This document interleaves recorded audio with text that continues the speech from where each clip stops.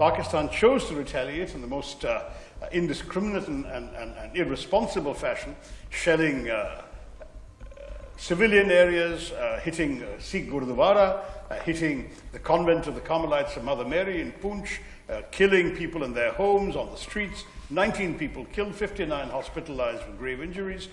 This was obviously something we had to respond to, and every time Pakistan hit, we hit back. But each time, if you were to go back and look at the briefings the government gave each morning, the message was very clear. We are hitting them because they're hitting us. If they stop, we'll stop. And after 88 hours, the Pakistani Director General of Military Operations reached out to his Indian counterpart and said, let's call it off, and we called it off. We had no desire to persist with this war because, as I said, we have better things to do. It's just a tragic situation that has been needlessly inflicted upon us. And I say to all of you, when we seek understanding for what we've done, it's not in a warlike spirit. We're very conscious we are the heirs of Mahatma Gandhi, a legacy of ahimsa and non-violence.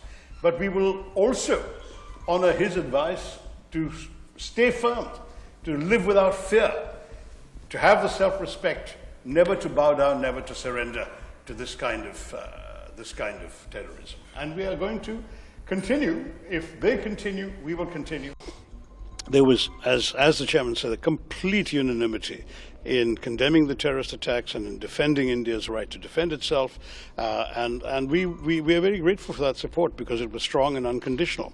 Equally, of course, we talked about broader issues involving our countries, involving trade, the economy, students, visas, broader concerns about the relationship.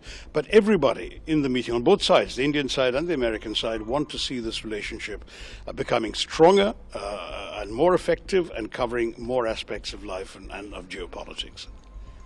Thank you. Thank you. Thank you. Talking, and we hear this a lot from people who are well-meaning. And why don't you talk to the Pakistan? Who do we talk to?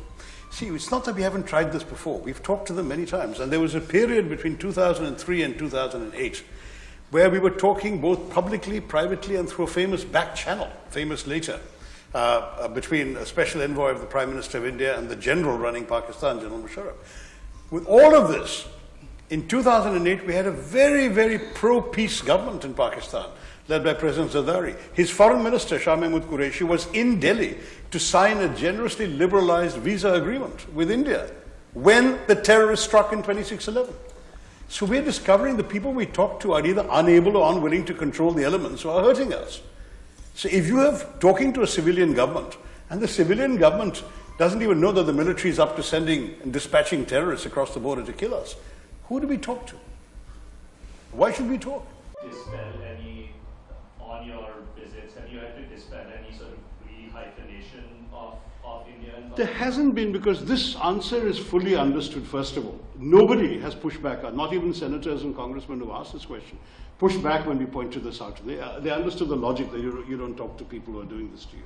But on the whole question of hyphenation, I've pointed out repeatedly there can be no equivalence between a country sending terrorists and a country having its civilians killed, holidaymakers, tourists, men shot down in front of their wives and children after being asked their religion. I mean, this kind of thing has been absolutely reprehensible, outrageous. Second, there can be no equivalence between people who are attacking and those who are defending themselves and their people and their territory and their sovereignty. There can be no equivalence. So there's no question. I said this is not about India and Pakistan. This is about India and terrorism inflicted on India. So India will act against terror, wherever it comes from. If it's coming from Pakistan, tough. They should deal with their own problems. And then they're going around, I understand, this delegation, saying, oh, but we are also victims of terrorism. We have lost more lives of terrorism than India has, and so on. The question we turn around and say is, whose fault is that? As Hillary Clinton famously said 10 years ago, what did she say? You can't breed vipers in your backyard and expect it to bite only your neighbors. It's the old classic lesson of Dr. Frankenstein. You build a monster, it leaves your control. That's why they're now getting terrorist attacks by the Tehreek-e-Taliban Pakistan. But who created the Taliban from which the Tehreek-e-Taliban broke off? We all know the answer to that. So let Pakistan look inside itself. Let it do some serious interior reflection before it goes around pleading innocence and deniability and everything else. So can I just add one sentence here?